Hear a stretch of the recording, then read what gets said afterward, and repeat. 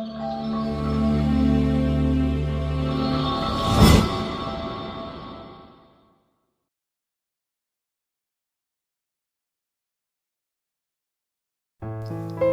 et sœurs, je vous salue au nom de Jésus et bienvenue dans notre deuxième jour. Le dimanche passé, on a parlé sur tenir Dieu par sa parole. Et aujourd'hui, nous allons parler sur les désirs égoïstes. C'est quoi les désirs égoïstes? Les désirs égoïstes, ce n'est pas de chercher à obtenir quelque chose pour toi, non. Mais c'est de chercher à obtenir quelque chose juste pour toi. Quand vous cherchez à obtenir une chose, quand vous voulez avoir une chose juste pour toi, rien que pour toi, c'est par là que ça devient le désir égoïste. C'est par là que nous allons parler du désir égoïste. Quand vous voulez obtenir quelque chose, comme exemple, vous voulez être millionnaire, vous voulez être milliardaire et on vous demande pourquoi désirez-vous être millionnaire? Et vous allez répondre: non, je vais être millionnaire parce que je vais avoir des immeubles à moi, je vais avoir des voitures, je vais avoir une vie luxe, je vais avoir ceci, cela. Mais vous voulez seulement obtenir la chose pour rien que pour vous, pour vos intérêts personnels, c'est tout. C'est ça les désirs égoïstes. Cela est parmi les choses qui nous empêchent d'avoir une chose venant de Dieu, qui empêche aussi Dieu à exaucer nos désirs, à exaucer nos prières. Voilà pourquoi nous allons le développer aujourd'hui ensemble avec vous pour pouvoir le comprendre et arranger. Parce que notre but est de demander une chose à Dieu et de les recevoir. Pourquoi Dieu ne nous donne pas des choses malgré que nous lui demandons? Malgré que nous lui demandons en priant, en gênant, mais nous ne recevons pas toujours ces choses. Alors nous allons lire dans 1 Samuel chapitre 1 le verset 10, 11 et 17. Je lis au nom du Seigneur. Elle était dans l'amertume des larmes et elle pria. L'Éternel est versant des larmes. Elle fit un vœu en disant: Éternel des armées, si tu daignes regarde l'affliction de ta servante, si tu te souviens de moi et n'oublie point ta servante, et si tu donnes à ta servante un enfant mâle, je le consacrerai à l'Éternel pour tout le jour de sa vie, et le rasoir ne passera point sur sa tête. Verset 17. Elle lui répondit: va en paix, et que le Dieu d'Israël te donne ce que tu lui as demandé. C'est une histoire d'une femme, une femme mariée, qui n'avait pas d'enfant. Elle désirait obtenir même un enfant. Elle voulait tellement avoir un enfant. Mais malheureusement, elle n'arrivait pas à concevoir. Elle ne pouvait pas concevoir. Alors, malgré tout ce qu'elle subissait, les gens les critiquaient, les gens disaient de n'importe quoi sur elle. Les gens pouvaient dire: regarde cette femme, elle n'arrive même pas à concevoir. Regarde telle femme, elle n'a pas d'enfant. Regarde, elle n'arrive pas à tomber enceinte. Regarde, elle est ceci, elle est cela. Mais la femme, elle avait toujours la foi en Dieu. Elle croyait toujours à son Dieu. Malgré tous les dires des gens, elle n'abandonnait pas son Dieu.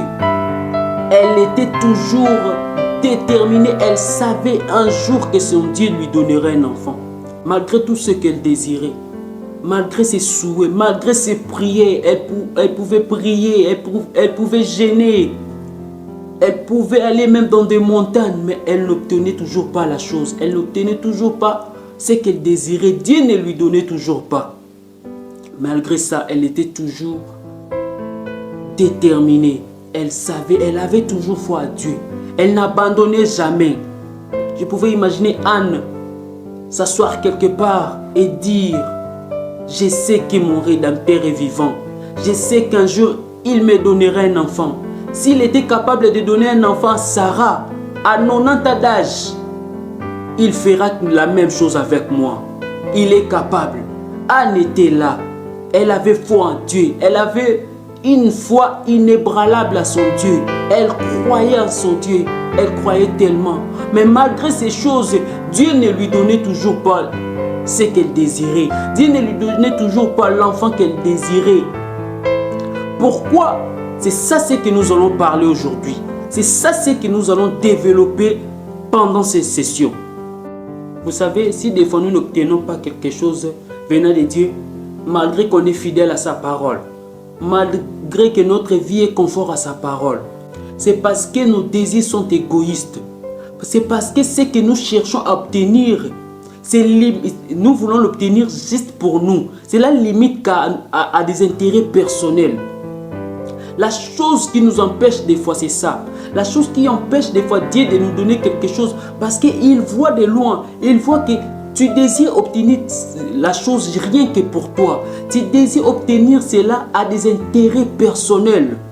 Cela n'est pas collectif, cela est personnel. C'est ça la chose qui nous empêche des fois d'obtenir quelque chose venant de Dieu. C'est ça ce qui empêchait Anne d'obtenir un enfant. C'est ça ce qu'elle manquait. Elle devrait simplement changer ses désirs. La chose devrait être changée. Quitter les intérêts personnels à devenir des intérêts collectifs, à être intérêt collectif. C'est ça ce qu'Anne manquait. Oui, elle était fidèle à la parole. Elle vivait la parole de Dieu. Alors, elle était là. Elle s'est dérangée. Elle ne savait pas quoi faire. Elle ne savait pas par où commencer. Ce qui m'intéresse beaucoup sur elle, c'est parce qu'elle était quand même fidèle, malgré les critiques, malgré ce que les gens pouvaient dire. Elle était fidèle à ses dieux. Elle marchait toujours selon la parole. Et elle se disait toujours que je vais obtenir. Dieu va me donner un enfant. Il finira par me donner. C'est ce que j'ai beaucoup aimé chez Anne. Elle était quand même fidèle à la parole de Dieu. Vous savez, des fois, si nous sommes fidèles à la parole de Dieu, Dieu finira toujours par nous donner. Dieu finira toujours par nous révéler ce qui nous manque pour obtenir quelque chose venant de lui. Il finira toujours par faire quelque chose. Parce que la Bible dit dans Psaume 34 que l'Éternel est toujours près de ceux qui ont le cœur brisé. Quand tu as le cœur brisé, sache-le que l'Éternel est toujours près de toi. Il est toujours là. Il est prêt à faire quelque chose. Il attend juste que tu sois fidèle à sa parole. Malgré tout ce que les gens peuvent dire sur toi, malgré tous leurs critiques, sois fidèle à la parole de Dieu. Demeure toujours fidèle à cette parole, car ce Dieu-là est près de toi. Au moment que tu te sens brisé, au moment que tu te sens blessé, au moment que tu te sens délaissé, au moment que tu te sens abattu, sache-le qu'il y a un Dieu près de toi. Il y a un Dieu capable d'agir. Il y a un Dieu capable de changer ta vie. Il y a un Dieu capable de faire quelque chose, de transformer ta vie. Il est capable. S'il l'a fait au passé, il est capable de le faire aujourd'hui. Rappelons-nous que la Bible dit, Dieu est le même hier, aujourd'hui, éternellement. Donc ce qu'il a fait hier, il le fera aujourd'hui et il le fera aussi demain. Il est le même. Alors ce qui nous manque des fois, c'est juste de changer nos désirs, de changer la chose que nous lui demandons. Et cela quitte l'intérêt personnel et devient l'intérêt collectif. C'est ça ce qui manquait à Anne. Anne manquait ces choses. Alors, tout comme Pierre, Dieu aussi a révélé à Anne ces choses. Parce que, vous savez, quand Jésus a demandé aux disciples, a demandé aux gens qui il était, après avoir que Pierre lui a répondu, qu'est-ce que Jésus a dit? Ce n'est pas toi, mais c'est mon Père qui t'a révélé ces choses. Et c'est pareil avec Anne. Ce n'était pas Anne, mais c'est le Père qui a révélé à Anne ces choses. Parce que Anne était quand même fidèle à sa parole.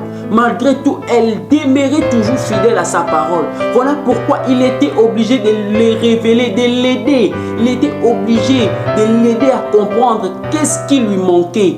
Qu'est-ce qui manquait à sa requête. Elle avait tout, mais ça manquait quelque chose.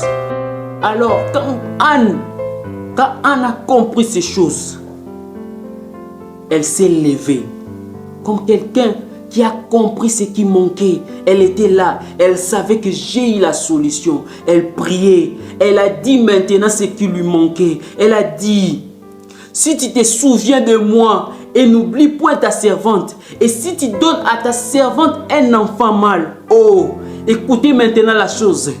C'est ça ce qui manquait à Anne. Écoutez, j'aime bien la chose. Elle dit, la Bible dit ceci. Elle a dit, je les consacrerai à l'Éternel pour tout le jour de sa vie. C'est ça ce qui manquait. Avant, ses désirs étaient personnels. Et maintenant, la chose s'est transformée. Elle est devenue collective.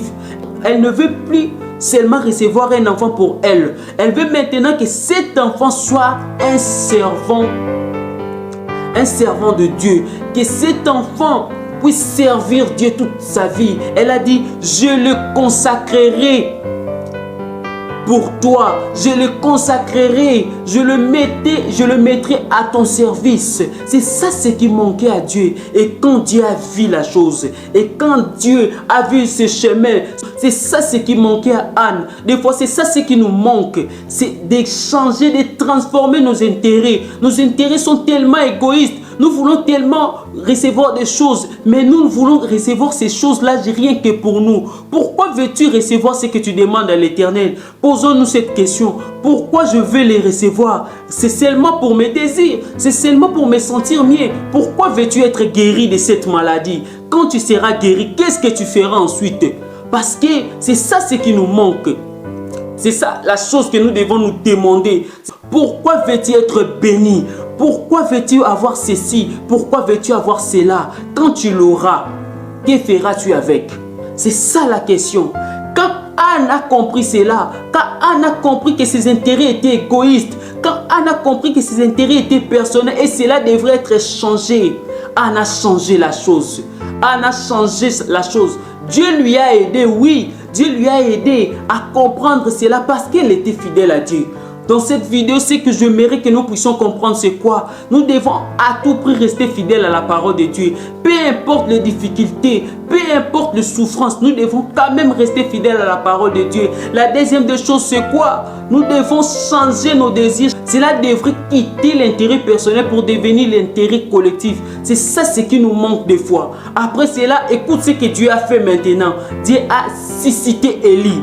Rappelez-vous, à cette époque-là, c'était quand tu as besoin de quelque chose, quand tu veux que Dieu te donne quelque chose.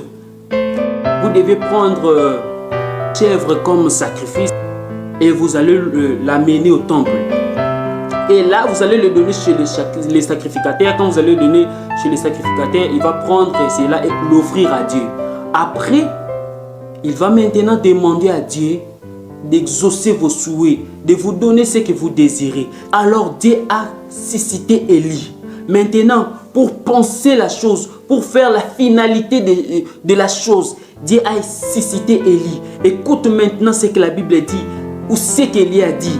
Va en paix et que le Dieu d'Israël te donne ce que tu lui as demandé. C'est ça, mes frères, c'est ça. Sache-le dans ta vie. Quand tu changes tes désirs, quand tu transformes tes désirs, quand cela quitte l'état égoïste, quand cela devient collectif, sache-le que Dieu va susciter quelque chose dans ta vie. Sache-le que Dieu fera quelque chose dans ta vie. Parce que c'est ça sa parole. C'est ça ce qu'il désire. Anne s'est donnée en sacrifice. Anne s'est donnée elle-même en sacrifice. Que Dieu utilise même mon corps pour obtenir un serviteur. Utilise même mon corps, Seigneur. Utilise mes organes pour obtenir un serviteur. C'est ça l'intérêt collectif. C'est ça ce qui nous manque. Nous devons changer nos désirs. Cela doit changer afin que Dieu puisse nous exaucer. Cela doit changer, mes frères. Je les déclare dans ta vie. Je prie les dieux ce soir qu'il t'aide à comprendre ces choses, qu'il t'aide à changer tes intérêts, qu'il t'aide à changer tes requêtes, à transformer cela. Cela devient des intérêts collectifs, afin que tu puisses être exaucé. Je prie, mon Dieu, que tu puisses comprendre ces choses. Au nom de Jésus, je les déclare dans ta vie, que Dieu ressuscitera quelque chose, que Dieu suscitera quelque chose.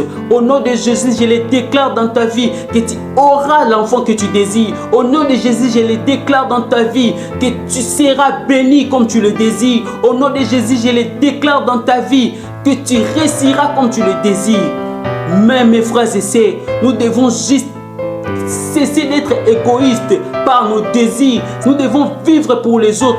C'est ça, c'est qu'un bien-aimé frère a chanté. Le frère Aquala, il a chanté: Le bien-être universel, c'est de vivre pour les autres. Si Dieu ne nous donne pas ce que nous désirons, c'est juste parce que nos intérêts sont personnels. C'est juste parce que la chose est personnelle. Nous devons le changer. C'est le chemin, la voie qui manque à Dieu des fois à traverser sa bénédiction. Oh bien-aimé, laisse que ce Dieu nous aide à le comprendre. Laisse que ce Dieu nous aide à changer ces choses, à modifier cela, à modifier nos intérêts, à transformer cela, à le rendre collectif. Que le Seigneur vous bénisse.